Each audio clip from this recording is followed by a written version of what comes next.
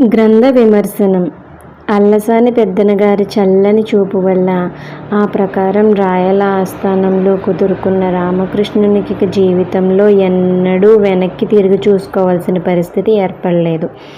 ప్రభువుల దయ, తన ప్రతిభ, కాళీమాత వరప్రసాదం ఈ మూడు ముప్పేటగా రామకృష్ణుని జీవితాన్ని ఉన్నత శిఖరాలపై నిలబెట్టాయి.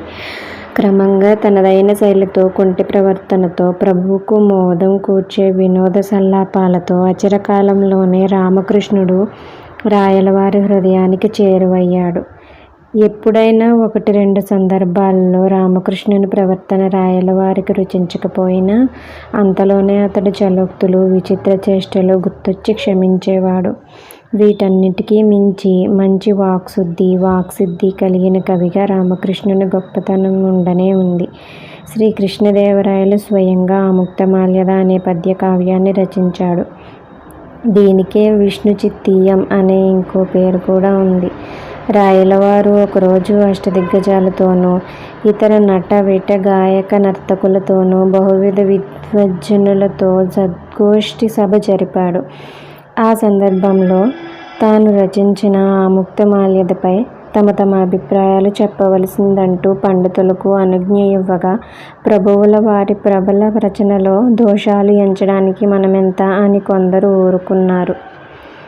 నిజంగానే అందులో ఉన్న దోషాలు ఎత్తి చూపితే ఏం జరుగుతుందో మనకెందుకు పోనిద్దు అని మరికొందరు మిన్నుకున్నారు.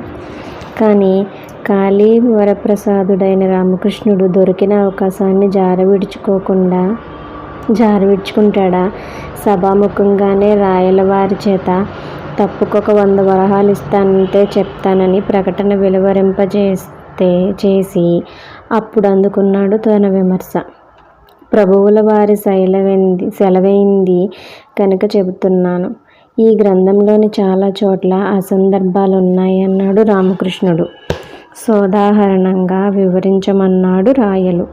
వెంటనే ఏకసంధాగ్రాహి అయిన రామకృష్ణుడు ఆముక్తమాల్యదలోని కొన్ని తావుల పద్యాలు ఎత్తుకుని, ఇందులో ఏది సందర్భం అని, ఈ పదప్రయోగం అనోచితికి తార్కాణం అని, ఈ చోట ఈ అలంకారం అసలు పొసగదు అని, ఏవేవి ఎక్కడెక్కడ తప్పులో ప్రాచీన కవుల ప్రయోగాలను తార్కాణంగా చూపిస్తూ జంకు గొంకు లేకుండా విమర్శించాడు లేచి నిలబడి. సభ యావత్తూ రామకృష్ణుని నిర్భీతికి నివ్వెరపోయింది.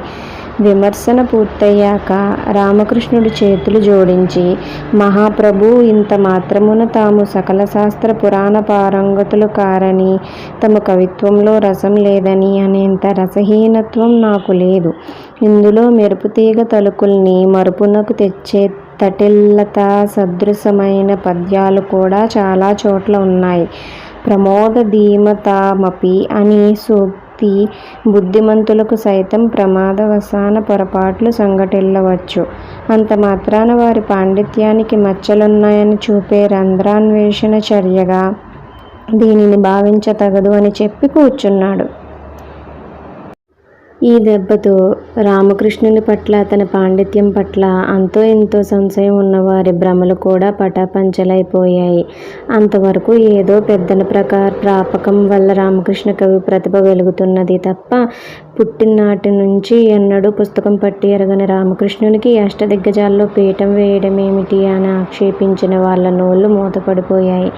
సాక్షాత్ ప్రభువుల వారి కావ్యంలోనే అలంకారాలను, అనౌచిత్య దోషాలను సహేతుకంగా విమర్శించిన రామకృష్ణుని వాగ్వైభవం రాజధాని అంతటా కథలుగా ప్రచారంలోకి వచ్చింది.